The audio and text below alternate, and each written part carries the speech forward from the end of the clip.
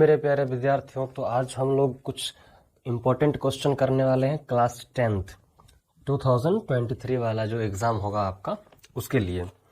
तो इसमें से कुछ क्वेश्चन ये हैं जो यहाँ पर दिया हुआ है। इसमें क्या है, इसमें बोला जा रहा है कि आपको गुणनखंड विधि से जो है ना निम्न द्विघात, ये मतलब ये जो दो क्वेश्चन है नीचे जो दो द्विघात समीकरण है उसके मूल ज्ञात करने हैं।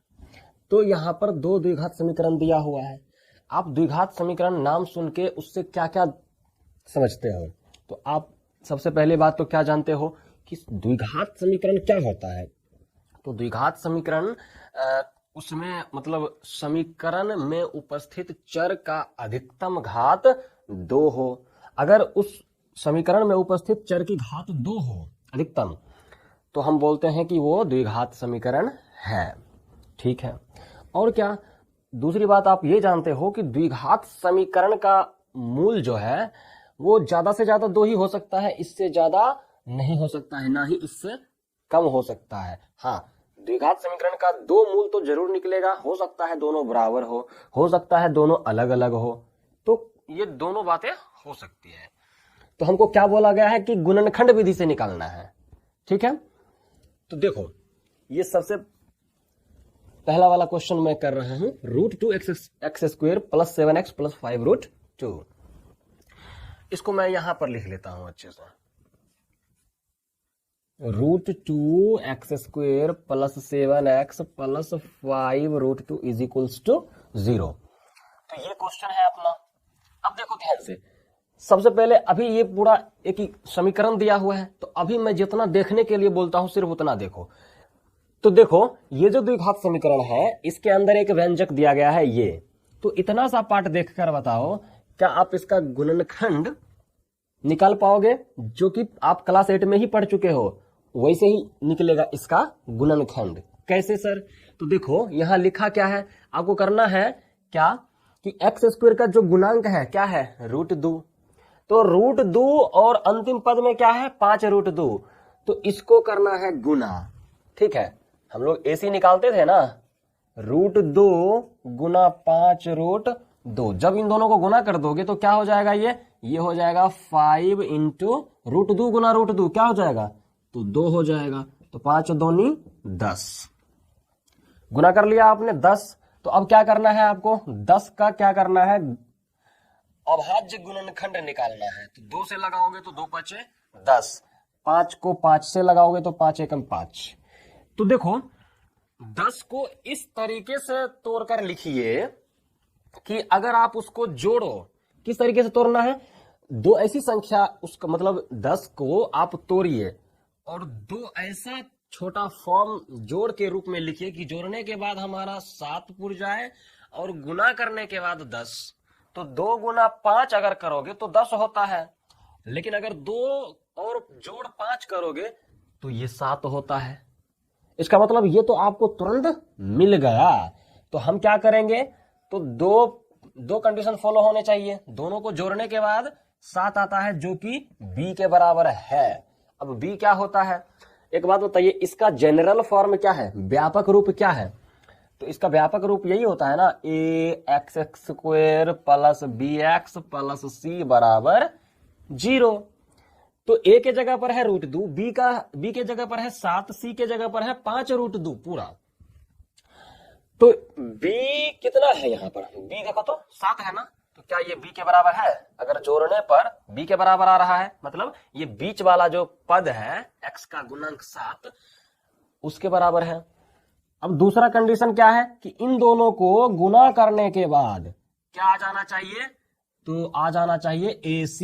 ये जो AC आपने निकाला है वो AC के बराबर हो जाना चाहिए। तो क्या ये बराबर है? तो आंसर है यस, 5 दूनी 10 और ये बराबर है। मतलब अगर आप इन दोनों को गुना करोगे तो ये AC के बराबर हो रहा है। ये AC कैसे है सर, A कितना है, √2 गुना C कितना है, तो C है पूरा 5√2। तो गुना किए हैं ना हम 5√2, तो यही AC निकाल लीजिए, उसका अभाज्य गुणनखंड कीजिए इस तरीके से। उसके बाद इसको आप जोड़ के रूप में पहले लिखिए ताकि जोड़ने के बाद क्या हो जाए, हमारा b निकल जाए, b के बराबर हो जाए। तो 2 जोड़ 5 किए तो 7 आ गया जो कि b के बराबर है। और अगर आप 2 गुना 5 करते हो, मतलब जिस संख्या को आपने जोड़कर b के बराबर किया, उसी संख्या को गुना करने के बाद ये ac के बराबर हो जाए, तो ac के बराबर हो गया 10। चलिए, तो इसका मतलब आप यहां पर जो 7x है, 7x जो है उसको आप रिप्लेस कर सकते हो। किससे रिप्लेस कर सकते हो? तो ये जो आपका है 2 + 5, इसमें सिर्फ x लगा दो तो हो जाएगा 2x + 5x।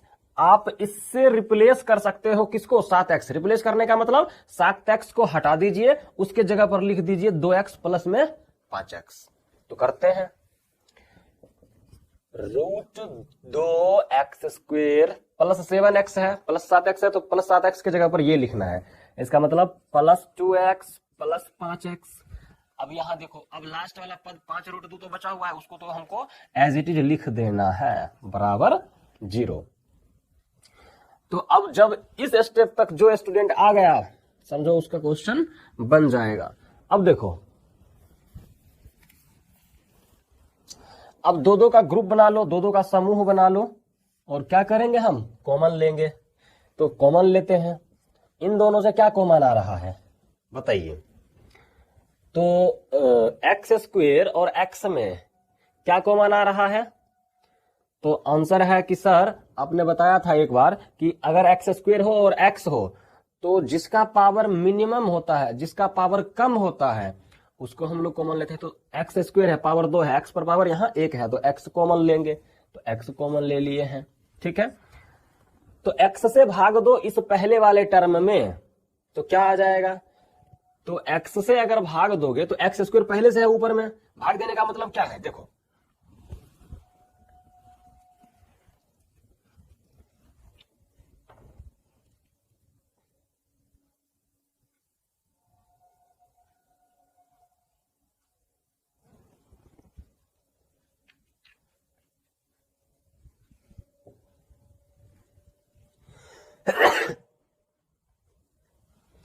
तो देखो भाग देने का मतलब क्या है कि ये जो √2x² है, जब मैं बोलता हूं इसमें भाग दो इससे, तो √2x² को ऊपर रखना है, और जो आपने कॉमन लिया है x इन दोनों से, उसको नीचे रखना है, इस तरीके से भाग देना है। तो x से एक x खत्म हो जाएगा, बचा क्या? √2x बच गया। तो लिखिए रूट में 2x। ठीक है, अब क्या करेंगे? इसी x से इस 2x में भाग देंगे। इसका मतलब क्या है? तो 2x ऊपर में रहेगा, एक x नीचे में रहेगा, तो x से x कैंसिल हो गया, क्या हुआ? प्लस में 2 आया, तो +2। ठीक है, अब देखिए, अब इन दोनों से कॉमन क्या लोगे? यहां 5x है, यहां 5√2 है, तो 5 और 5 दोनों में से 5 ही कॉमन आएगा, तो 5 ले लेते हैं कॉमन। यहां प्लस है, इस वजह से प्लस। ये प्लस क्यों दिया हूं मैं? क्योंकि जनरली सामान्यतः हम लोग क्या करते हैं, यहां अगर प्लस रहता है तो यहां भी हम लोग प्लस ले लेते हैं, लेकिन हमेशा ऐसा नहीं करते हैं। लेकिन अभी आपके क्लास के अंदर हमेशा ऐसा ही करना है। तो दोनों से 5 कॉमन लेने के बाद क्या होगा? 5 से भाग दीजिए 5x में, तो 5 से 5 कैंसिल हो जाएगा, बचेगा सिर्फ x।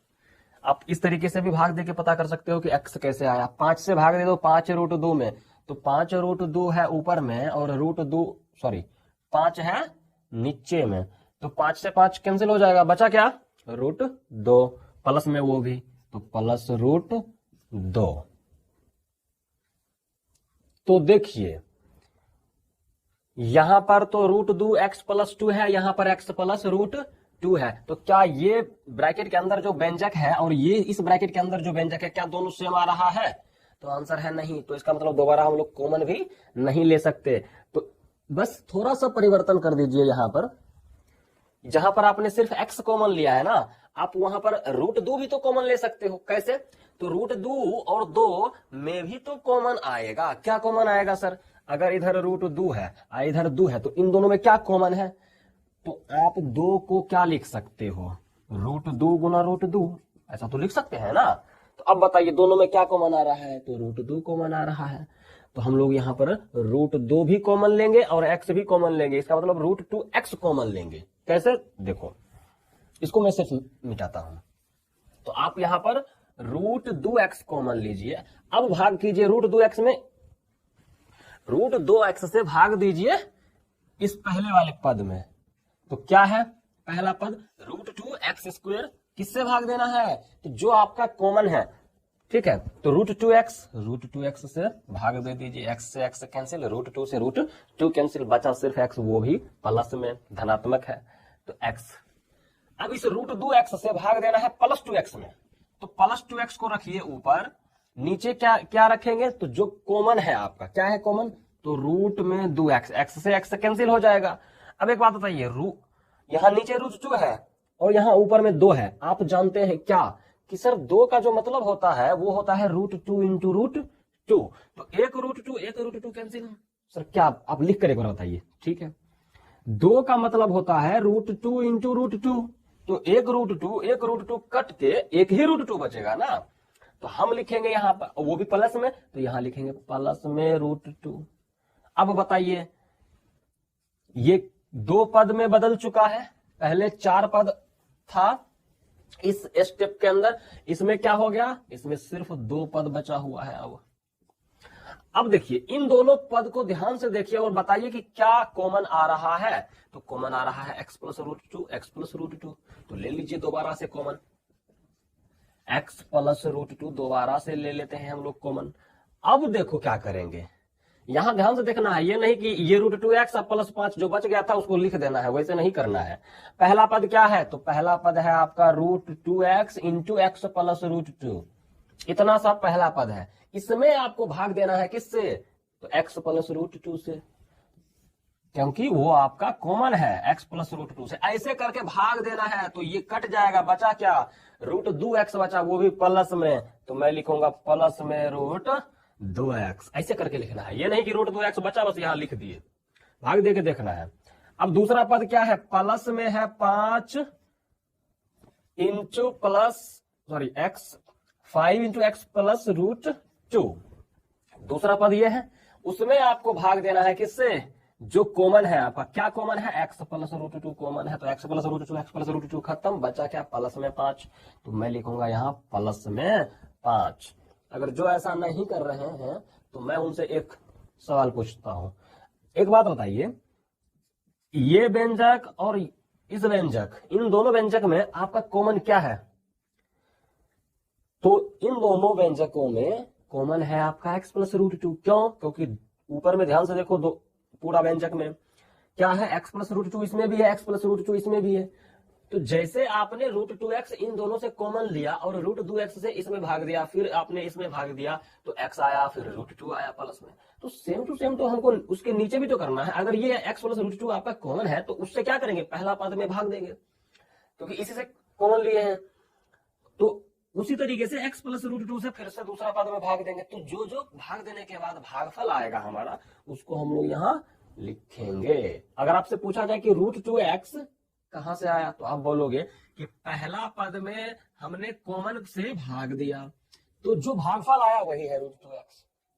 सेम कारण इसके लिए भी, +5 कहां से आया, तो दूसरे पद में आपने कॉमन से भाग दिया, तो जो भागफल आया वही है प्लस में 5, ऐसा करना है, ठीक है। तो आप इसका गुणनखंड तो कर चुके हो, ठीक है।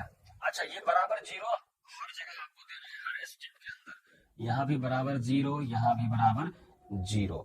अब देखो करना क्या है, तो एक बात बताइए, यहां पर 2 स्थितियां बनेगी, ठीक है। देखो पहले स्थिति क्या होगी, पहले स्थिति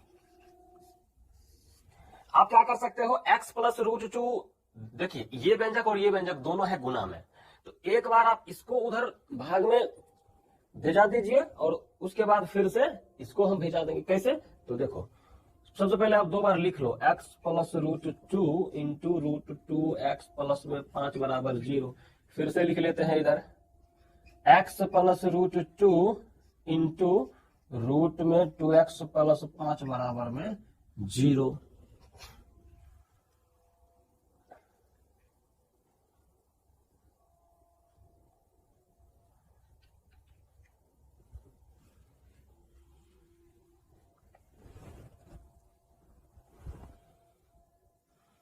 तो देखो क्या करेंगे, एक बार इसको हम लोग स्थिर रखते हैं, स्थिर रखने का मतलब इसको यहीं रहने देंगे, x प्लस √2 को यहीं रहने देंगे, बराबर ये जो √2x+5 गुना में है, इसको हम लोग भाग बराबर के दाया तरफ ले जाएंगे तो ये भाग में बदल जाएगा, तो 0 ये आ जाएगा नीचे में √2x+5। हर में चाहे 0 के अलावा कुछ भी हो और अंश में 0 हो, तो अगर आप इससे इसमें भाग दोगे तो वो तो 0 ही आएगा। इसका मतलब ये पूरा का पूरा 0 ही है। ठीक है, तो x+√2 बराबर आ गया 0, x+√2 बराबर आ गया 0। तो +√2 इधर चला जाएगा तो क्या हो जाएगा 0 -√2। तो 0 में चाहे कुछ भी माइनस करो, जो माइनस कर रहे हो वही तो आएगा। तो इसका मतलब x बराबर आ गया माइनस में √2। एक मूल तो आपका निकल गया। द्विघात समीकरण का 2 मूल होता है, तो एक मूल निकल गया, एक मूल यहां से निकलेगा। देखो अभी हमने यहां पर x+√2 को स्थिर रखा है, लेकिन यहां पर क्या करेंगे √x+5 को स्थिर रखेंगे इसको। ठीक है, और ये गुना में है तो इसको ये चला जाएगा भाग में। √2x+5 को मैंने स्थिर रखा और बराबर के उस तरफ x+√2 को जब ले जाएंगे तो ये भाग में बदल जाएगा। कुछ इस तरह x+√2 गुना में था तो इधर आ गया भाग में। वैसे ये भी गुना में ही है, लेकिन हम लोग एक बार इसको उधर भेजा रहे हैं तो एक बार इसको। ठीक है, तो √2x+5। अब देखिए x+√2 से जब 0 में भाग दोगे तो क्या आएगा 0 ही आएगा, तो बराबर 0 हो गया। अब देखो +5 है, उधर चला जाएगा तो क्या हो जाएगा -5।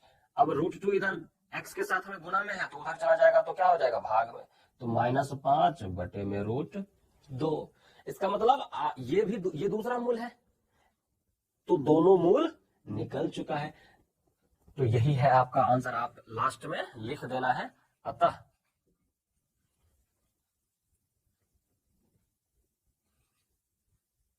x बराबर -√2 और क्या है -5√2। ये हो गया आपका आंसर क्वेश्चन नंबर 3 का। हम लोग नेक्स्ट क्वेश्चन नंबर 4 देखते हैं। तो जैसे हमने क्वेश्चन नंबर 3 में किया वैसे ही हमको क्वेश्चन नंबर 4 में भी करना है। तो क्या करेंगे हम लोग, सबसे पहले AC निकालेंगे। सर AC क्या होता है, तो A होता है 2, B होता है इस x का गुणांक और C क्या होता है ये अंतिम पद। तो A कितना है, A मतलब x² का गुणांक कितना है तो 2, तो लिखो 2 गुना C क्या होता है अंतिम पद। अंतिम पद क्या है 1/8। तो दोनों को गुना जब करेंगे तो क्या हो जाएगा 2 चौक 8, इसका मतलब 1/4 आया है। अब सोचोगे सर 1/4 का हम लोग अभाज्य गुणनखंड कैसे करें, यही सोच रहे हो ना।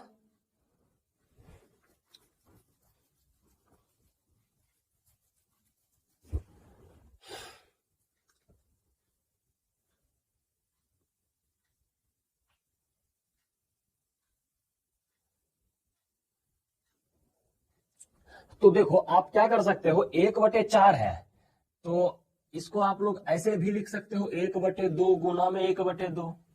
तो गुना करने के बाद 1/4 आ रहा है, और इसी को अगर आप जोड़ोगे 1/2 जोड़ 1/2 तो ये 1 आता है। ठीक है, ये तो मैंने अंदाज से कर दिया, लेकिन आप ऐसे भी कर सकते हो। देखो ये तो समीकरण है आपका, तो समीकरण में हम लोग दोनों तरफ कुछ भी कर सकते हैं। दोनों तरफ घटा दो कुछ भी, या फिर दोनों तरफ कुछ भी गुणा कर दो, कुछ भी कर सकते हैं। तो हम क्या करेंगे यहां पर इस क्वेश्चन के लिए, दोनों तरफ नीचे ये 8 अगर हट जाए तो क्या अपना काम बन जाएगा, आसानी हो जाएगा, आप लोग अच्छे से कर पाओगे। तो हम लोग क्या करेंगे, दोनों तरफ 8 से गुना करने पर, दोनों तरफ 8 से गुना करने पर, तो क्या होगा गुना करने पर, तो ये 2 जो है 2 8 16, 16x² माइनस 8 गुना x 8x। 1/8 में 8 से गुना करोगे, 1/8 में 8 से गुना करोगे तो 8 से 8 खत्म, बचेगा प्लस में 1, तो +1 बराबर 0।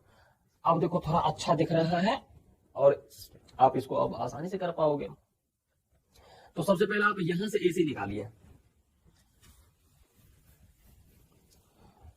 तो यहां पर A के जगह पर कितना है 16, तो 16 गुना सी क्या है हमारा अंतिम पद होता है, तो गुना 1 क्या हो गया, तो 16 ही हो गया। तो क्या करेंगे, इस 16 का अभाज्य गुणनखंड करेंगे। 2 8 16, 2 चौक 8, 2 दूनी 4। ठीक है, हम लोग ग्रुपिंग कर लेते हैं। जैसे देखो 2 दूनी 4, 2 दूनी 4, 4 4 8, हाँ ये हो जाएगा, जोड़ने पर तो 8 हो जाएगा, और 4 चौक 16, गुना करने पर 16 हो जाएगा। लेकिन 8 तो पूरा करना है, लेकिन वो 8 माइनस में होना चाहिए। तो एक बात बताइए, ये जो 4 गुना 4, देखो एक मिनट, इस 4 और इस 4 को क्या करोगे कि दोनों माइनस में आ जाए। आप जानते हैं कि सर दो स्थिति में सर किसी भी चीज को हम लोग जोड़ते हैं। पहला स्थिति वो होता है जब दोनों प्लस में हो, और जब दोनों प्लस में होता है तो जोड़ने के बाद भी प्लस आता है। लेकिन अगर दोनों माइनस में हो तो भी जुड़ता है, लेकिन वो माइनस में ही आता है और चाहिए भी माइनस में, तो दोनों तरफ हम लोग माइनस लगा देंगे, तो क्या हो जाएगा, -8। इसका मतलब पहला कंडीशन फॉलो कर लिया। दूसरा कंडीशन क्या है कि जिस दो नंबर को आपने घटा करके माइनस में 8 लाया है, जो कि ये बी के बराबर है, बी क्या होता है, एक्स का गुणांक, एक्स का गुणांक क्या है, -8, तो वही -8 मैंने यहां पर लिखा आया है। तो इस -4 को इस -4 में गुणा करने पर क्या आ जाना चाहिए, तो AC, तो गुणा करते हैं तो सच में AC आ रहा है। तो हमको जोड़ने पर जो है क्या आ रहा है, B, गुना करने पर क्या आ रहा है, AC। यही तो करना है। अगर ये दोनों कंडीशन फॉलो हो गया तो अब क्या करेंगे, अब हमको इस -8x को रिप्लेस करना है। किससे रिप्लेस करना है, तो ये जो एक नंबर में दिख रहा है -4, उससे रिप्लेस करना है। सिर्फ x लगा देना है, -4x, -4x, इससे रिप्लेस करना है आपको। तो देखो करते हैं।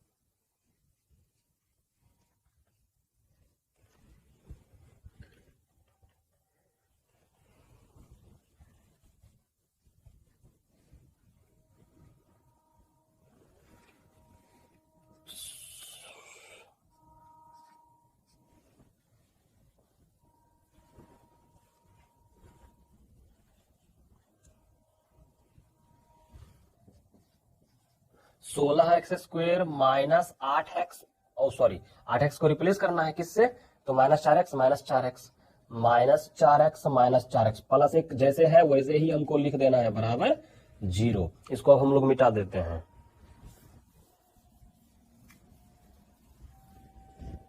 अब देखो ध्यान से कॉमन लेना है, इन दोनों से कॉमन लीजिए। सबसे पहले 16 और 4 नंबर से कॉमन लेते हैं, वेरिएबल से कॉमन लेते हैं, मतलब ये संख्या से कॉमन लेते हैं, चर से कॉमन लेते हैं। तो 16 और 4 में क्या कॉमन आएगा, तो 4। x² और x में क्या कॉमन आएगा, तो x, क्योंकि कम पावर इस x का है, तो 4x से भाग दे दो इस पहले वाले पद में। पहला पद क्या है, 16x², तो 16x², देखो अब डायरेक्ट करते हैं, x से एक x खत्म, एक x ही बचेगा, 4 चौक 16, 16 कट के 4 बन जाएगा, ये x है, तो इसका मतलब 4x बच गया। 4x से 4x में भाग दो तो 1 हो जाएगा, माइनस है तो -1 हो जाएगा।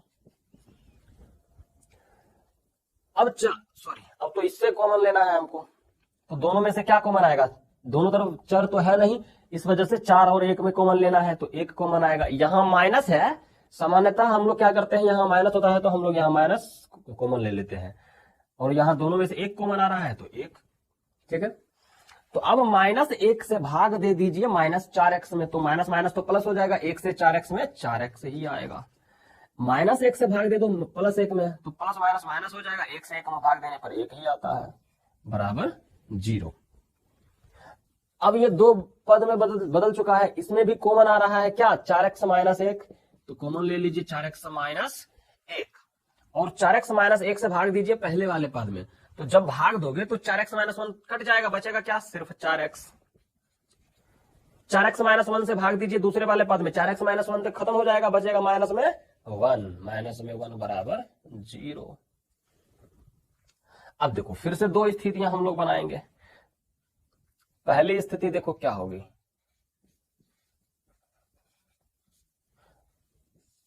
और ये दूसरी स्थिति। पहले इसको हम लोग लिख लेते हैं, 4x-1 इंटू 4x-1 बराबर 0, 4x-1 इंटू 4x-1 बराबर 0। अब देखो एक बार हम लोग वैसे तो दोनों सेम ही है, लेकिन फिर भी एक बार हम इसको स्थिर रखेंगे, तो एक बार हम इसको स्थिर रखेंगे। इसका मतलब क्या है, देखो ध्यान से, दोनों का दोनों गुना में है, मतलब 4x-1 4x-1 दोनों गुना में है, तो इसको मैंने इसी तरीके से रखा, स्थिर रखा, और इस 4x-1 को ये गुना में है तो इधर आ जाएगा भाग में 4x-1। तो अगर नीचे में चाहे कुछ भी हो 0 के अलावा, तो उससे अगर आप 0 में भाग दोगे तो 0 ही आएगा। इसका मतलब ये क्या हो गया, पूरा 0 बन गया। तो 4x-1 बराबर 0, 4x-1 बराबर 0, 1 माइनस में उधर जाएगा तो प्लस में, 4x बराबर 0 प्लस 1, 0 प्लस 1 क्या होता है, 1 ही होता है। और देखो 4 गुना में है तो इधर आ जाएगा तो क्या हो जाएगा, भाग में, तो x बराबर 1/4, ये पहला मूल निकल गया। इधर देखते हैं, इस 4x-1 को मैं स्थिर रखूंगा, ये जो गुना में है इधर चला जाएगा भाग में, 0/4x-1, ये क्या हो गया 0, 4x-1 बराबर 0, 4x-1 बराबर 0, 1 माइनस में है तो उधर जाएगा तो प्लस में, तो 0 प्लस 1 समझ रहे हो, नहीं तो ऐसे देखो पूरा लिख देता हूं, 0 प्लस 1, ये 1 ही हो जाएगा, ये 0 प्लस 1 1 ही हो जाएगा, 4 गुना में है तो उधर चला जाएगा भाग में, तो 1/4। मतलब दोनों मूल निकल गया इस द्विघात समीकरण का। इसमें देखो अलग बस इतना सा था कि ये जो 1/8 है, इस 8 ये बटा में दे दिया है, बस दिक्कत सिर्फ इतना था। तो इस दिक्कत को हटाने के लिए आप क्या कर सकते हैं, नीचे 8 है तो अगर आप जैसे देखो, अगर मैं बोलूं 1/8 है तो मैं बोलूं कि 8 को हटाना है, तो आप क्या कर सकते हो, अगर इसमें अगर 8 से गुना कर दोगे तो ये कट के हट जाएगा ना। तो मैंने वही सोचा कि अगर सब में गुना कर दिया जाए, ऐसा तो है नहीं कि सिर्फ इसी में गुना करें और अपने मन से उसको 1 बना दें। अगर ऐसा होता तो हम लोग डायरेक्ट 8 को मिटा देते, ऐसा तो कर नहीं सकते। तो हमने क्या किया, ये है समीकरण, इस वजह से मैंने दोनों तरफ 8 से गुना कर दिया, तो कोई ज्यादा फर्क पड़ेगा नहीं, ज्यादा क्या फर्क ही नहीं पड़ेगा। तो ये रहा आपका, तो आप लास्ट में लिखोगे, अतः x बराबर 1/4 1/4। इसका मतलब दोनों जो मूल निकला है वो बराबर बराबर निकला है। तो देखो नेक्स्ट क्वेश्चन नंबर 3 है। तो इस क्वेश्चन में देखो क्या है लिखा है, ऐसी दो संख्याएं ज्ञात कीजिए जिनका योग 27 हो और गुणनफल 182 हो। तो ऐसी कौन सी दो संख्या है जिसको आप जोड़ोगे तो 27 हो जाएगा और गुना करोगे तो 182 हो जाएगा। तो ऐसी दो संख्याएं अपने मन से कैसे निकालोगे, ऐसा तो कर नहीं सकते, या फिर ऐसा भी नहीं कर सकते कि पहली संख्या बराबर x दूसरी संख्या बराबर y। क्यों, ये दो चर वाला समीकरण है क्या, इसमें दो चर हमको नहीं लिखना है। इस वजह से क्या करेंगे, तो हम लिखेंगे, पहले इस सवाल को ध्यान से पढ़िए, ऐसी दो संख्याएं ज्ञात कीजिए, मतलब आपको ऐसा दो संख्या निकालना है जिसको अगर आप जोड़ते हो तो क्या आना चाहिए 27। ठीक है, इसका मतलब मान लेते हैं कि पहली संख्या कुछ होगा, दूसरी संख्या भी कुछ होगा, इन दोनों को जोड़ने के बाद क्या आ जाएगा 27 आ जाएगा अपना। इसका मतलब इन दोनों को जोड़ने के बाद क्या आ जाएगा 27। तो हम क्या करते हैं, सबसे पहले कम से कम एक संख्या तो पता होना चाहिए। मैं ऐसा क्यों बोल रहा हूं, देखो समझना इसको। मैं लिखूंगा माना कि पहली संख्या, क्योंकि दो संख्या निकालना है तो उसमें से मैं एक संख्या को मान रहा हूं, माना कि पहली संख्या बराबर x। तो अगर आप इस पहली संख्या को मानोगे x, तो दूसरा संख्या ये जो है अपने आप नहीं निकल जाएगा क्या सर, कैसे निकल जाएगा। तो ध्यान से देखो, इसको तो हमको यहीं पर रखना है, ये x प्लस में है तो इधर चला जाएगा तो किसमें हो जाएगा माइनस में, तो 27 माइनस x, इसका मतलब ये जो दूसरा संख्या है, सेकेंड नंबर, इस दूसरी संख्या के बराबर क्या आया, 27 माइनस एक्स, ये अपने आप आया है, तो इसको हम लोग यहां लिख लेते हैं। तथा दूसरी संख्या बराबर, तो क्वेश्चन को बस सही से पढ़ना है, जैसा बोला गया है वैसे ही करना है। दूसरी संख्या क्या हो गया, 27 माइनस एक्स। अब क्वेश्चन के अंदर जो जो बोला गया है उसको कीजिए।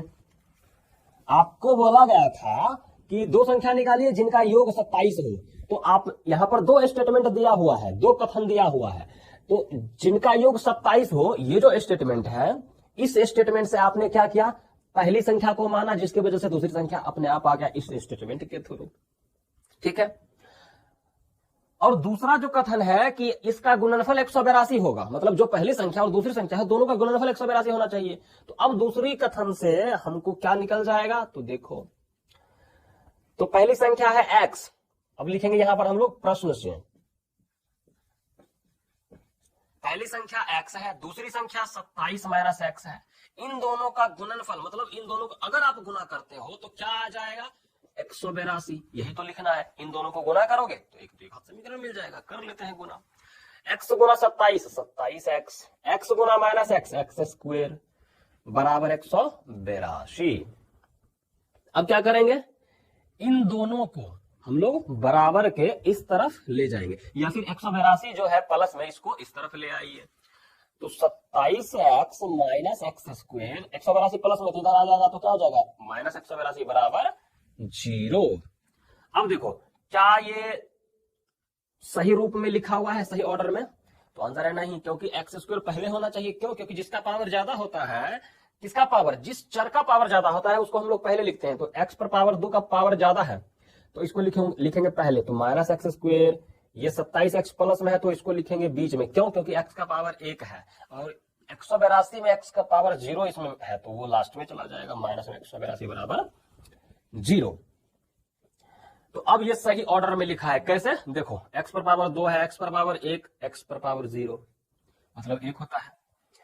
अब इन सब से माइनस कॉमन ले लो, क्योंकि ये माइनस को हमको हटाना है, अच्छा नहीं लग रहा, सबसे माइनस कॉमन ले लो। तो माइनस सबसे कॉमन लेने के बाद माइनस से भाग दो, क्योंकि जो कॉमन लेते हैं उससे भाग देते हैं, माइनस से भाग दे दो माइनस एक्स स्क्वायर में, तो माइनस माइनस प्लस, चिन्ह बदल जाएगा बस सबका, माइनस 27x प्लस में 182 बराबर 0। ये जो माइनस है, या फिर आप ऐसा बोल सकते हो कि सबसे आपने -1 कॉमन ले लिया, -1 से भी भाग दोगे तो यही आएगा। अब देखो, -1 गुना में है तो बराबर के उस तरफ जाएगा तो क्या हो जाएगा, भाग में x square minus 27x plus 182 बराबर 0 भागा -1, क्या हो जाएगा, ये भी 0 बन जाएगा। तो अब एक द्विघात समीकरण मिल गया। इस द्विघात समीकरण को अगर आप सोल्व करोगे तो द्विघात समीकरण है तो दो मूल तो निकलेगा ही, तो पहले निकाल लो दो मूल, वही दो संख्या मिल जाएगा, पहली संख्या दूसरी संख्या। नहीं, ऐसा तो नहीं होगा, पहले द्विघात समीकरण का मूल निकालिए। तो देखो क्या करेंगे इसके लिए, 182 गुना एक्स स्क्वायर का गुणांक क्या है, एक्स स्क्वायर का गुणांक है 1, तो 182 गुना 1 क्या हो जाएगा, 182। तो आप सबसे पहले 182 का अभाज्य गुणनखंड निकालो, तो निकालिए, 2 9 18, 2 1 2, 7 से 13 बार में। अब देखो ग्रुपिंग करते हैं, 2 7 14, हाँ 14 में अगर आप 13 जोड़ दोगे तो 27 आ जाता है, अगर आप 14 गुना 13 करोगे तो 182 आ जाएगा, मिल गया आपका, यही तो आप चाहते हो यहां पर। तो 14 और 13 को दोनों को जोड़कर ही 27 लाया जा सकता है, और वो भी माइनस में लाना है तो दोनों में माइनस लगाना होगा, तो दोनों में माइनस लगाने के बाद -27 आ गया, जो कि b के बराबर है। b कितना है, तो b है x का गुणांक माइनस में 27, तो b के बराबर तो हो गया। मतलब जोड़ने के बाद तो, अब देखो ये जोड़ना, क्या मैं जोड़ क्यों बोल रहा हूं, क्योंकि -14 और -13 को मैं यहां जोड़ रहा हूं, इस वजह से। अब गुना करने के बाद कितना आना चाहिए, 182 आ जाना चाहिए, तो -14 गुना -13 करोगे तो माइनस माइनस तो प्लस हो गया, 14 गुना 13 करोगे तो 14 3 42, 2 बाकी 4, 14 एकम 14 प्लस 4 18, 182 प्लस में आ गया, और ये AC के बराबर है, A गुना में C, AC के बराबर आ गया। जोड़ने के बाद 182 और जोड़ने के बाद -27, गुना करने के बाद 182 आ गया। तो अब हम क्या करेंगे, इससे अब मैं -27x को रिप्लेस कर दूंगा किससे, -14 -13 से, x लगा देंगे सिर्फ, -14x -13x, इससे रिप्लेस करते हैं तो करते हैं। x स्क्वेयर -27x की जगह पर ये लिखना है, माइनस में 14x माइनस में 13x प्लस 182 को एज इट इज नीचे लिख देना है। जिसको हम लोग कुछ नहीं करते हैं उसको एज इट इज नीचे लिख देते हैं। अब देखो बस कॉमन लेना है, इन दोनों से कॉमन क्या आएगा, तो यहाँ एक्स स्क्वायर है, यहाँ एक्स है, तो दोनों से एक्स कॉमन आएगा, तो ले लीजिए, एक्स से भाग दीजिए एक्स स्क्वायर में, एक्स से भाग दीजिए -14x में, एक्स कैंसिल, -14 बचेगा। अब देखो इन दोनों से क्या कॉमन आएगा, 13 और 182 में से 13 कॉमन आएगा, और चूंकि ये यहाँ माइनस है इस वजह से मैं माइनस लिखूंगा 13। सामान्यतः ऐसा करते हैं, जरूरी नहीं है कि यहाँ माइनस ही लेना है, प्लस भी ले सकते हो आप। तो -13 से भाग दीजिए -13x में, तो माइनस माइनस प्लस, 13 से 13 कैंसिल, बचेगा x, वो भी प्लस में, x प्लस में, -13 से प्लस 182 में भाग दीजिए, तो माइनस प्लस हो जाएगा क्या, -13 से भाग दे दीजिए 182 में, तो आ जाएगा 14 बराबर में 0। अब ये बदल चुका है किसमें, दो पद में, तो दोनों पद में ध्यान से देखो x -14 कॉमन आ रहा है, ले लीजिए दोबारा कॉमन। अभी हम लोग इसका गुणनखंड निकाल रहे हैं, x -14 into x minus, sorry ऐसे कैसे हो जाएगा, x -14 से भाग दीजिए इसमें, x -14 कैंसिल, बचेगा x -14 से भाग दीजिए इस दूसरे वाले पद में, तो x -14 खत्म, बचेगा ये माइनस में 13। अब भाग देके भी देख सकते हो। अब फिर से यहां पर दो स्थितियां बनेगी, तो पहली स्थिति में देखो क्या होता है और दूसरी स्थिति,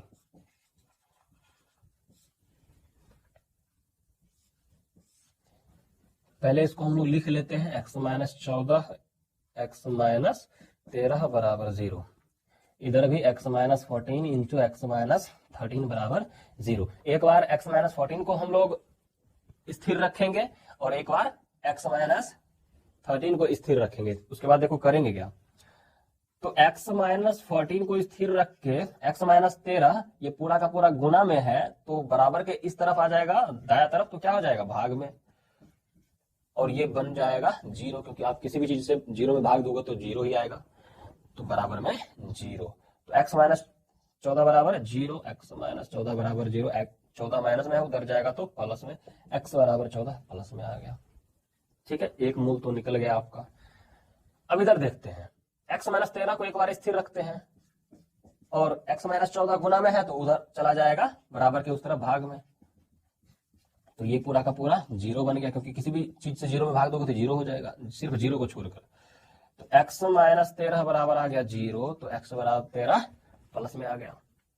तो अब देखिए, तो आपने माना था कि आप इस सवाल के अंदर कि पहली संख्या बराबर x, दूसरी संख्या बराबर 27 - x, यहां तो दो x आ गया, एक x यहां है और दूसरा x यहां है, तो हमको अब यहां पर जांच करना पड़ेगा कि ये x है या फिर ये x है। चेक कर लेते हैं, अगर x बराबर 14 हो तो देखो क्या है होगा, तो पहली संख्या जब निकालोगे तो वो हो जाएगा, पहली संख्या बराबर क्या है x, x का मान क्या है 14, तो x इसका मतलब पहली संख्या आ गया 14। दूसरी संख्या क्या होगी, दूसरी संख्या बराबर क्या है 27 - x, 27 माइनस x लिखना है, तो x कितना है पहले से दिया हुआ है 14 है, तो 14, अब माइनस करो तो 7 में से 4 जाएगा 3, 2 में से 1 जाएगा 1, इसका मतलब पहली संख्या बराबर 14, दूसरी संख्या बराबर 13। तो एक काम करते हैं, पहली संख्या और दूसरी संख्या को गुना करने पर क्या आना चाहिए 182, 14 गुना 13 करोगे तो 182 आता है, कर लीजिए, 14 तिया 42, 14 एकम 14, 2 4 4 8 1, 182 आ गया। और 14 प्लस 13 यानी कि जोड़ने पर क्या आना चाहिए 27, तो सही में 14 3 17 10 27 आ रहा है, तो यही आंसर हो जाएगा। ठीक है ना, अगर ये अगर x बराबर 13 भी करोगे तो भी बात वही हो जाएगा, x बराबर 13 हो तो पहली संख्या क्या हो जाएगा, तो पहली संख्या बराबर हो जाएगा 13, क्योंकि पहली संख्या क्या है x का मान 13, तो इसका मतलब पहली संख्या 13। दूसरी संख्या बराबर, दूसरी संख्या 27 माइनस एक्स, तो एक्स कितना है 13, तो 27 में से 13 माइनस करना पड़ेगा, तो क्या आ जाएगा 14। तो दोनों में फर्क क्या है, बस पहली संख्या 14 होगा तो दूसरी संख्या 13 होगा, या फिर पहली संख्या 13 होगा तो दूसरी संख्या 14 होगा। तो आप इस तरीके से दोनों बातें लिख दो और लास्ट में लिखो अतः पहली संख्या बराबर, अब दोनों में से कुछ भी लिख सकते हो, पहली संख्या बराबर 14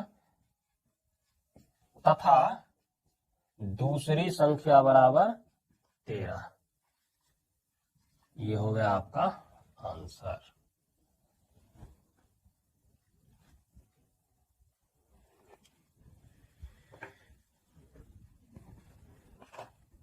देखो नेक्स्ट क्वेश्चन, क्वेश्चन नंबर 4 है। इस क्वेश्चन को ध्यान से पढ़ना है, अगर ध्यान से पढ़ पाओगे, समझ पाओगे, तो ये क्वेश्चन आपसे ही बनेगा। क्या लिखा है, दो क्रमागत धनात्मक पूर्णांक, मैंने इसका मतलब पिछली वीडियो में भी बताया है कि दो क्रमागत मतलब क्या होता है कि एक क्रम में, मतलब जैसे अगर आप काउंटिंग करते हो तो कैसे करते हो, 1 2 3 4 5 6 7 8 9 10 11 12 ऐसे करते हो। तो ये क्या होगा, ये क्रमागत है, मतलब एक क्रम में आ रहा है काउंटिंग। लेकिन क्या क्रम में आएगा, क्या क्रमागत होना चाहिए, तो धनात्मक पूर्णांक। तो सबसे पहले पूर्णांक क्या होता है, तो सर पूर्णांक होता है अगर आप पूर्ण संख्या के अंदर क्या मिला दो, ऋणात्मक संख्या। ये तो ये क्या है हमारा, तो ये है सर पूर्णांक संख्या, लेकिन यहां क्या बोला जा रहा है, धनात्मक पूर्णांक। तो धनात्मक पूर्णांक हम लोग क्या मानते हैं, तो ये होता है 0 से लेकर इंफिनिटी तक, और बाकी को हम लोग मिटा देंगे क्योंकि ये धनात्मक है ही नहीं, प्लस वाला नंबर ही धनात्मक होता है, तो इतना सा मिटा दीजिए।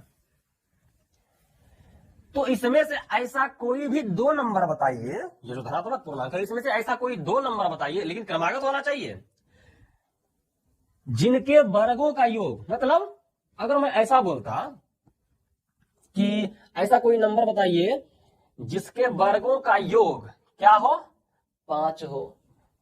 दो क्रमागत धनात्मक पूर्णांक बताइए जिनके वर्गों का योग 5 हो, तो वो हो जाता 1 और 2, 1 का स्क्वायर करोगे और 2 का स्क्वायर करोगे तो ये तो 5 ही होता है। लेकिन इसमें से बताना क्या है आपको कि उनके वर्गों का योग क्या होना चाहिए, 365। तो हम क्या करेंगे, तो हम करेंगे इस, यहां पर सबसे पहले एक बात समझो, मान लेते हैं इसमें चाहे कोई भी संख्या हो, इसमें से मान लेते हैं वो 4 है, तो दूसरा संख्या क्या होगा, उसके जस्ट बाद वाला होगा, क्योंकि यहां बोला जा रहा है ना कि दो क्रमागत धनात्मक पूर्णांक ज्ञात कीजिए, मतलब एक क्रम में होना चाहिए वो धनात्मक पूर्णांक। ऐसा नहीं है कि यहां 4 होगा तो दूसरा आ जाएगा 6, ऐसा कभी नहीं होगा। तो हम यहां पर समझ चुके हैं कि अगर कोई संख्या, पहली संख्या अगर मान लेते हैं 3 है, तो दूसरी संख्या उसके जस्ट बाद वाला 4 होगा, क्योंकि यहां लिखा है क्रमागत धनात्मक पूर्णांक। तो क्रमागत का मतलब यही होता है कि एक क्रम में आने वाला धनात्मक पूर्णांक। चलिए, तो हम लोग यहां पर लिखेंगे माना कि, सबसे पहले आपको संख्या पता होना चाहिए, तो हम लोग लिखेंगे माना कि पहला धनात्मक पूर्णांक बराबर, इसमें से किसी को भी हम लोग मान सकते हैं, तो मैं लिख रहा हूं x, धनात्मक पूर्णांक बराबर x। तो दूसरा संख्या क्या होगा, जल्दी बताइए, अगर दूसरा संख्या बताइए पहले, तो दूसरा संख्या तथा दूसरा संख्या, दूसरा धनात्मक पूर्णांक बराबर क्या होगा, मैंने अभी तुरंत बताया है कि मान लेते हैं कि पहला संख्या है 3, तो दूसरा क्या होगा, उसके जस्ट बाद वाला 4। क्यों, क्योंकि लिखा है यहां पर कि क्रमागत धनात्मक पूर्णांक लेना है आपको। अगर आप 3 लिए हो तो उसके जस्ट बाद वाला, तो जस्ट बाद वाला का मतलब क्या है कि 3 में अगर आप 1 जोड़ दोगे तो वही उसके जस्ट बाद वाला नंबर हो जाएगा। तो इसी में से कोई एक नंबर है x, तो दूसरा क्या हो जाएगा, x+1। तो दूसरा संख्या क्या हो जाएगा, x+1, क्योंकि सब में एक बढ़ जा रहा है, इस वजह से। तो पहली संख्या पता चल गया, दूसरा धनात्मक पूर्णांक पता चल गया।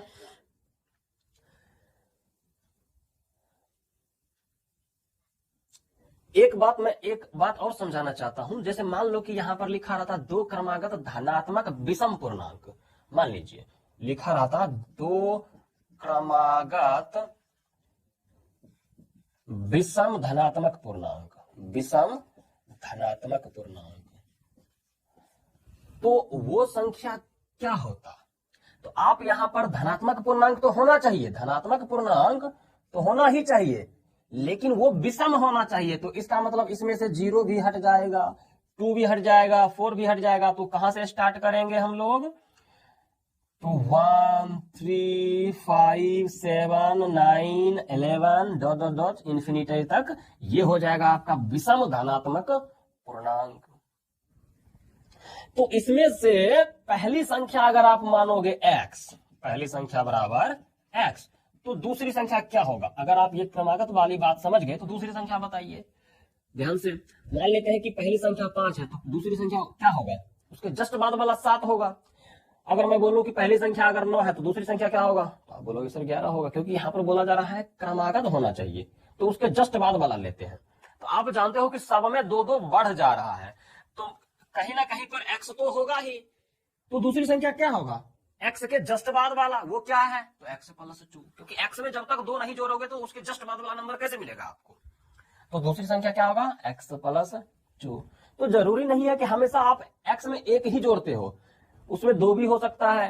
अगर मान लेते हैं कि अगर यहां लिखा रहता सम धनात्मक पूर्णांक, तो भी +2 ही आएगा, क्योंकि उसमें भी 2-2 बढ़ते जाता है, 2 4 6, तो 2-2 ही बढ़ रहा है। तो ऐसी बात होती है क्रमागत अगर लिखा रहेगा तो। चलिए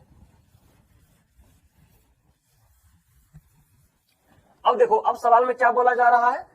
याद कीजिए, जिनके वर्गों का योग 365 हो, मतलब वो जो दो संख्या है ना उसके वर्गों का योग, सिर्फ योग नहीं कहा जा रहा है कि आप योग बोला जा रहा है तो बस जोड़ दिए x जोड़ x प्लस 1।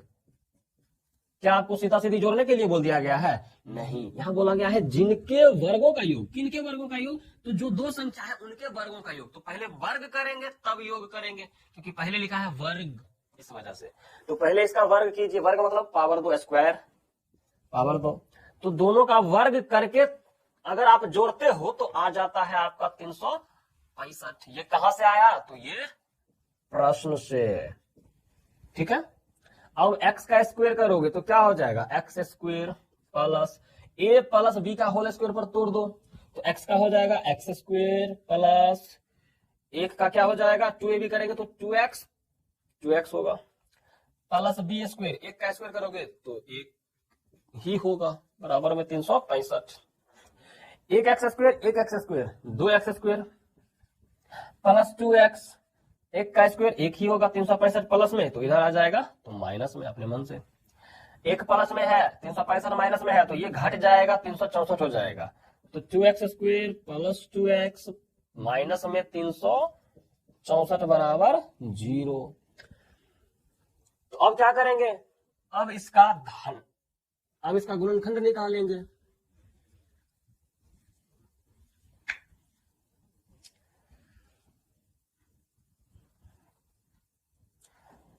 ध्यान से देखो तो इसमें 2 कॉमन आ रहा है सब में, तो ले लेते हैं कॉमन 2, क्योंकि कॉमन लेने से नंबर छोटा हो जाएगा। 2 से भाग देने पर अब क्या आएगा?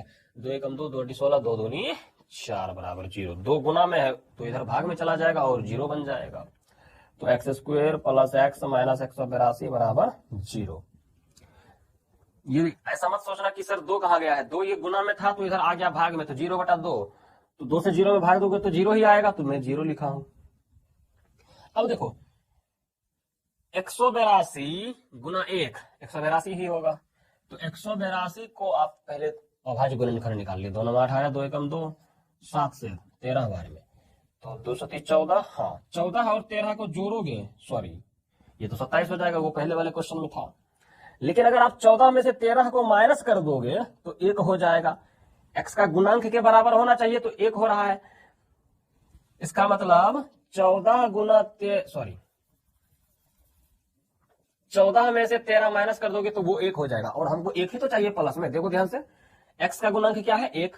जोड़ने पर क्या आना चाहिए? x के गुणांक के बराबर आना चाहिए। गुना करने के बाद ये 182 और गुना में 1 मतलब ac, उसके बराबर आना चाहिए। तो ac क्या है अपना? पहले निकाल लो ac। x स्क्वायर का गुणांक होता है a, तो 1 है, गुना c क्या है? तो माइनस में 182, माइनस में 182, इसका मतलब गुना करने के बाद -182 आ गया। बी क्या है, तो बी है 1 प्लस में, देखो एक्स का गुणांक क्या है 1। तो अगर आप 14 में से 13 माइनस करोगे तो वो 1 के बराबर हो रहा है, जो कि बी है।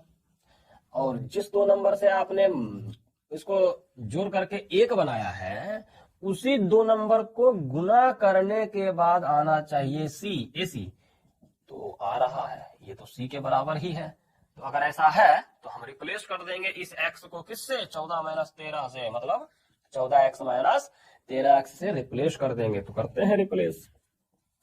एक्स स्क्वेयर प्लस एक्स के जगह पर ये लिखेंगे 14x minus 13x। 14x plus में है तो प्लस में, माइनस 13x, -182 बराबर में 0। अब लीजिए कॉमन, इन दोनों में क्या कॉमन आएगा, तो x से भाग देंगे एक्स स्क्वायर में तो x आएगा, x से भाग देंगे 14x में तो x से कैंसिल बचेगा, प्लस में 14। देखो ध्यान से समझना है, ये नहीं कि सिर्फ सुनते जाना है फिर।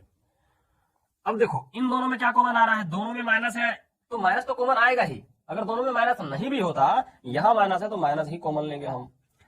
अब 13 और 182 में 13 कॉमन आएगा, तो -13 से -13x में भाग दीजिए तो माइनस माइनस प्लस, 13 से 13 खत्म होगा तो x आएगा।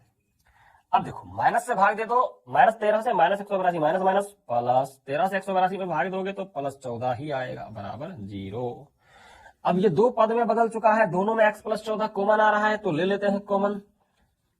x + 14 आ गया कॉमन आपका, x + 14 से इसमें भाग दे दो तो x + 14 खत्म हो जाएगा, बचेगा सिर्फ x + 14 खत्म, बचेगा माइनस में 13 बराबर 0। अब फिर से दो स्थिति बनेगी, एक बार इधर इसको भाग में भेजा देंगे, एक बार इसको भाग में भेजा देंगे। देखो तो कैसे करते हैं।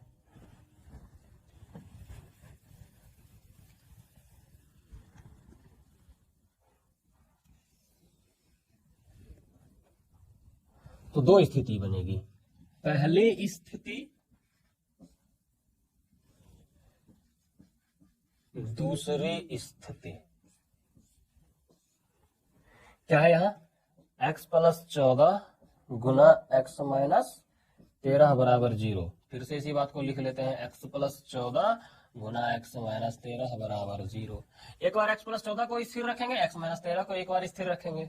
मतलब क्या है, तो देखो x + 14 को स्थिर रख के इधर 0 है, x - 13 पूरा का पूरा गुना में, तो इधर आ जाएगा भाग में, और इससे भाग दोगे तो ये बन जाएगा 0।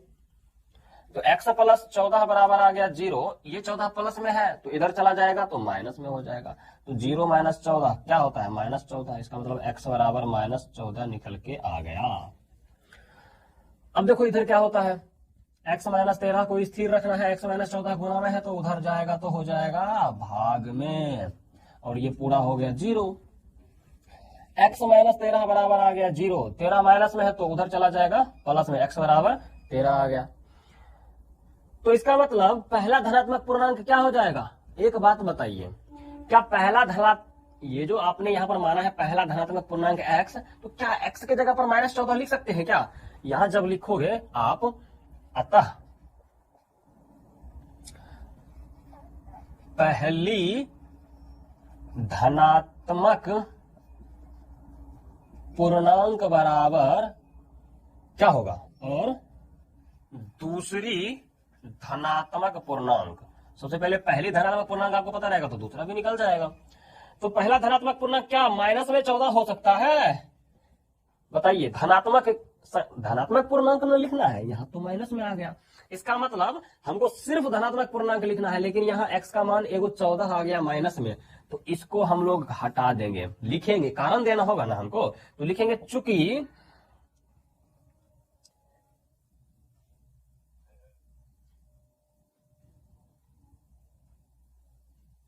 चूंकि दोनों मूल में से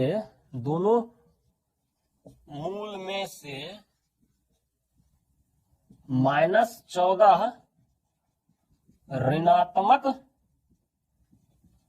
संख्या है,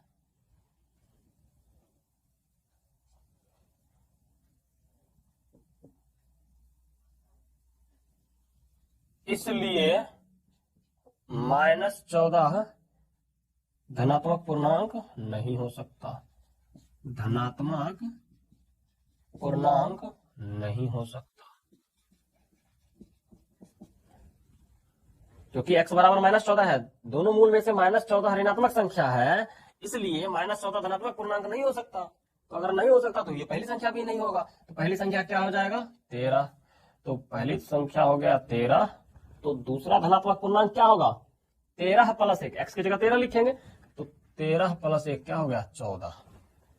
ठीक है, तो एक बार चेक कर लेते हैं कि सही में इन दोनों के वर्गों का योग कितना 365 आ रहा है। अगर 13 का वर्ग करोगे तो 100, दोनों का वर्ग करके देख लेते हैं। 13 का स्क्वायर 14 का स्क्वायर बराबर 365 होता है या नहीं?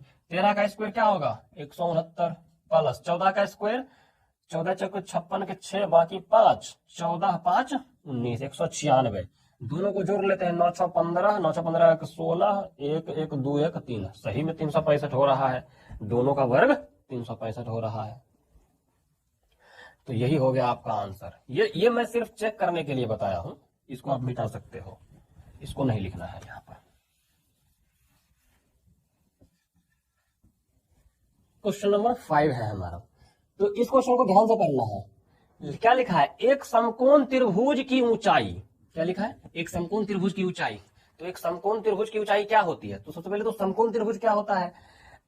तो समकोण त्रिभुज एक ऐसा त्रिभुज होता है जिसके अंदर कम से कम जिसके अंदर एक अंतःकोण 90 डिग्री का होता है। तो ये हो गया हमारा समकोण। तो इस समकोण का ऊंचाई क्या होता है? इसका ऊंचाई क्या होता है? तो इसका ऊंचाई यही ना होगा, ये। तो इसका ऊंचाई यही होता है, ऊंचाई लिखते हैं हम यहां पर, ऊंचाई। आधार क्या होगा? तो आधार मतलब क्या होता है? जिस पर कोई चीज रखा रहता है। जैसे ये मार्कर इस पर रखा है, तो इस मार्कर का आधार क्या है? ये नीचे वाला परत। तो इसका आधार क्या हो जाएगा? ये। और कर्ण क्या है? कर्ण है ये। कम से कम इतना बात पता होना चाहिए समकोण त्रिभुज के अंदर, तभी आप ये समझ पाओगे। देखो अब लिखा क्या है? एक समकोण त्रिभुज की ऊंचाई, ये जो ऊंचाई है, इसके आधार से, किसके आधार से? ये जो आधार है, इस आधार से 7 सेंटीमीटर कम है। इस बात को समझो ध्यान से। ऊंचाई जो है वो आधार से 7 सेंटीमीटर कम है। तो अगर आधार मान लेते हैं कि 9 सेंटीमीटर है, तो ऊंचाई कितना हो जाएगा? तो ऊंचाई आधार से कितना सेंटीमीटर कम है? 7 सेंटीमीटर कम। अगर ये 9 है तो ये 7 सेंटीमीटर, सॉरी ये 2 सेंटीमीटर हो जाएगा। लेकिन हमको आधार तो नहीं पता। तो अगर मैं ये पूछूं कि दोनों में से आपको क्या दिया जाए कि आप ऊंचाई बता सकते हो, तो इसका मतलब है आधार देना चाहिए। तो सबसे पहले हम क्या लिखेंगे? आधार अगर पता हो जाए तो ऊंचाई भी पता चल जाएगा। लिखेंगे हम लोग, माना कि समकोण त्रिभुज का आधार बराबर x सेंटीमीटर, ठीक है, तथा ऊंचाई बराबर, ऊंचाई तो आप खुद निकाल सकते हो क्योंकि आधार से 7 सेंटीमीटर कम है। मतलब क्या? 7 सेंटीमीटर कम कैसे करोगे? माइनस करके। तो x में से माइनस कर दो 7, हो गया ये कम। x माइनस 7 सेंटीमीटर क्या हो गया? ऊंचाई। बोला जा रहा है यदि कर्ण 13 सेंटीमीटर का हो, ये जो कर्ण है, ये कर्ण अगर 13 सेंटीमीटर का हो, तो अन्य दो भुजाएं ज्ञात कीजिए। इसका मतलब आधार है x सेंटीमीटर, ये जो ऊंचाई है ये है x माइनस 7 सेंटीमीटर, कर्ण है 13 सेंटीमीटर। तो आपको ऊंचाई भी पता है, आधार भी पता है, कर्ण भी पता है।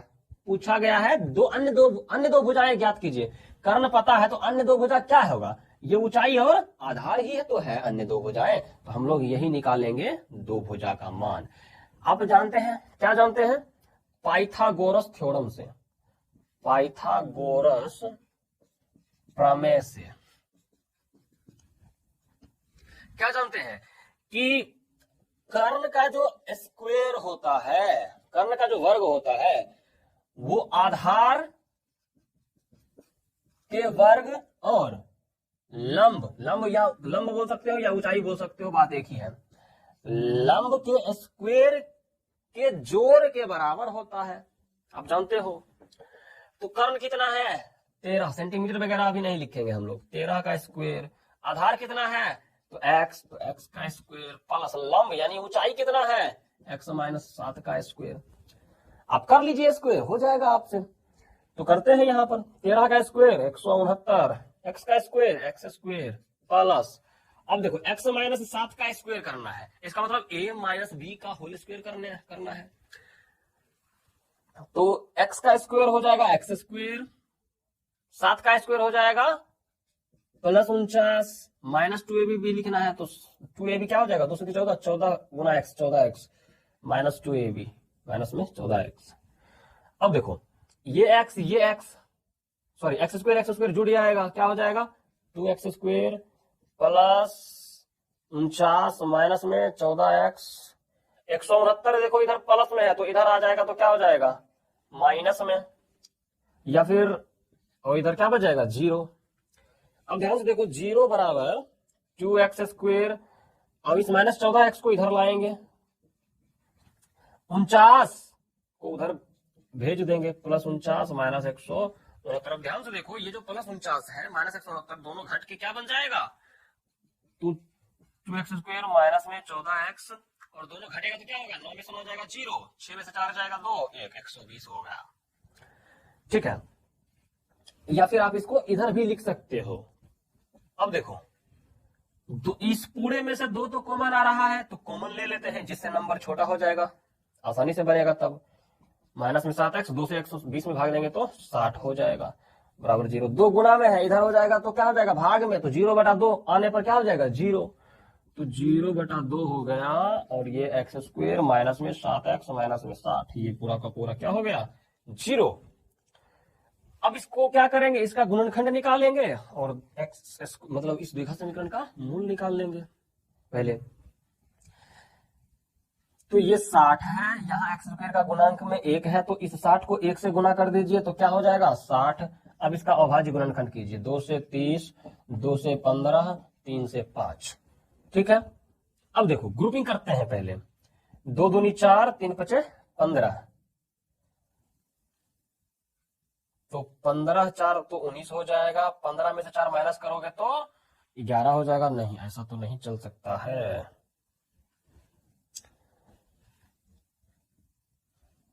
ऐसा करते हैं 3 दूनी 6, 2 पचे 10, 10 में से 6 जाएगा 4, नहीं ऐसा तो नहीं हो सकता, और जोड़ेंगे तो 16 हो जाएगा।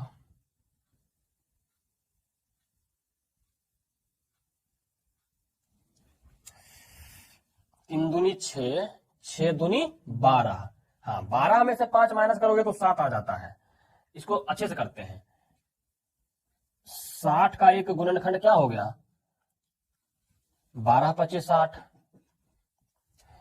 तो इसमें से जो 12 है और 5 है इसको किस तरीके से करें कि माइनस में 7 आए, माइनस में 7 आए, घटाना है लेकिन माइनस में 7 आना चाहिए, तो आंसर माइनस में आना चाहिए। इसका मतलब जो नंबर बड़ा है वो माइनस में होगा तभी ना, तो ये माइनस में हो जाएगा, ये प्लस में हो जाएगा, दोनों माइनस करेंगे तो -7 हो जाएगा, और जो कि ये b के बराबर है, b मतलब x का गुणांक क्या है -7 के बराबर है।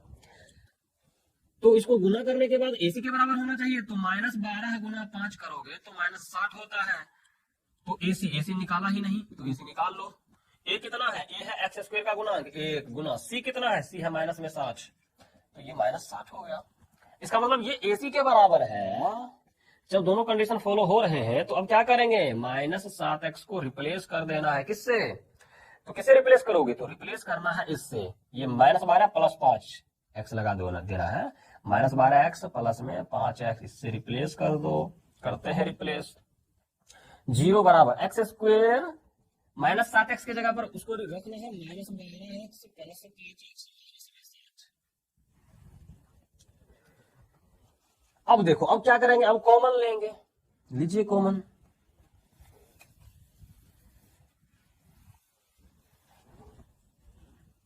तो लेते हैं कॉमन, इन दोनों से कॉमन लोगे तो x कॉमन आएगा, x से भाग दे दो एक्स स्क्वायर में तो x आएगा, x से भाग दे दो -12x में, x से x कैंसिल -12 बचेगा। अब देखो दोनों में से क्या कॉमन आ रहा है, 5 और 60 में से 5 ही कॉमन आएगा, और यहाँ प्लस है तो प्लस दे दिए हैं 5, 5 से 5 कैंसिल बचा x, प्लस 5 से -60 में भाग दोगे तो माइनस में 12 आ जाएगा, बड़ा यहाँ 0। अब फिर से ध्यान से देखो, इन दोनों में दोबारा ध्यान से देखो, ये 2 पद में बदल चुका है, और दोनों में क्या कॉमन आ रहा है, x -12 कॉमन आ रहा है। x -12 से भाग दीजिए तो x -12 खत्म, बचेगा x, x माइनस 12 से इस पद में दूसरा पद में भाग देंगे तो x माइनस 12 खत्म, बचेगा क्या, प्लस में 5। इसका मतलब x माइनस 12 गुना x प्लस 5 बराबर 0। अब फिर से यहां पर दो स्थितियां बनेगी।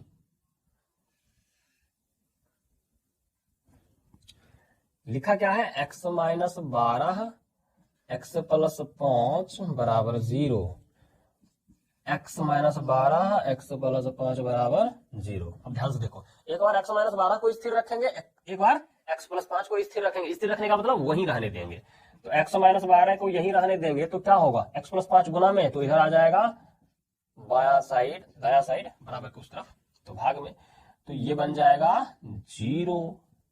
x माइनस 12 बराबर आ गया 0, तो x बराबर आ गया 12, 12 माइनस में तो 0 प्लस 12, 12 प्लस 0 12 ही होगा। अब देखो इधर क्या होता है, x प्लस 5 आपको वैसे ही रखना है और बराबर 0, x माइनस 12 गुना में तो इधर भाग में।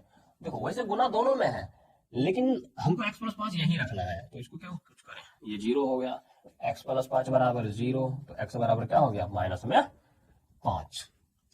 यहां पर फिर से एक बात बताइए हमको, यहां जो आपने लिखा है कि माना कि समकोण त्रिभुज का आधार बराबर x सेंटीमीटर, तो क्या x के जगह पर माइनस 5 हो सकता है, तो आंसर है नो सर। क्यों, एक बात बताइए, क्या किसी भी चीज का लंबाई लेंथ क्या वो माइनस में होता है? कभी आप ये कहते हो कि ये माइनस 5 सेंटीमीटर लंबा है, ये माइनस 5 किलोमीटर का रोड है, ऐसा तो नहीं बोलते हैं।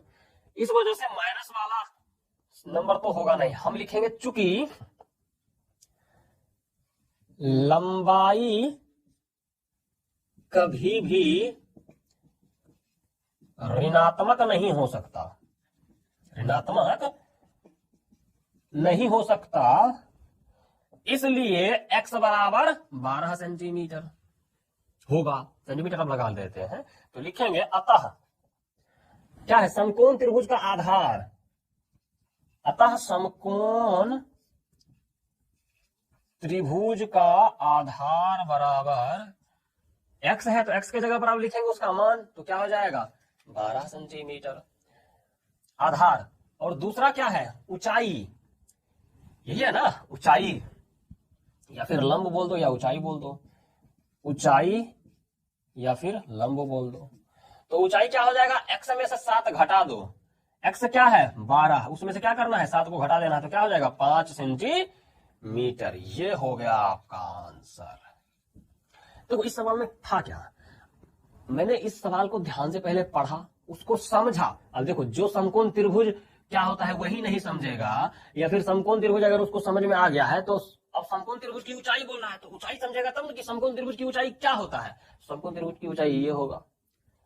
अब उसके बाद समझना क्या था, बस एक ही चीज समझना था कि इसके आधार से 7 सेंटीमीटर कम है कौन, ऊंचाई, इतना बात समझना था, कम है। तो उस बात को मैं यहां पर लिख लिया, अगर आधार हमको पता होता तो ऊंचाई भी पता चल जाता, तो मैंने मान लिया, माना कि समकोण त्रिभुज के आधार बराबर x सेंटीमीटर। जब आधार पता चल गया तो ऊंचाई इससे 7 सेंटीमीटर कम है, तो इसको 7 सेंटीमीटर माइनस कर दिए हैं हम। उसके बाद क्या है, पाइथागोरस प्रमेय लगाए हैं, कर्ण स्क्वायर बराबर होता है आधार स्क्वायर जोड़ लंब स्क्वायर। बस कर्म पता ही था, दिया था सवाल में, देखो ये। उसके बाद द्विघात समीकरण निकला, x का मान निकला, x का मान कभी नेगेटिव नहीं हो सकता, क्यों, क्योंकि लंबाई है x, इस वजह से। तो इसलिए समकोण त्रिभुज का आधार बराबर 12 सेंटीमीटर और ऊंचाई बराबर 5 सेंटीमीटर। तो ये हो गया आंसर अपना।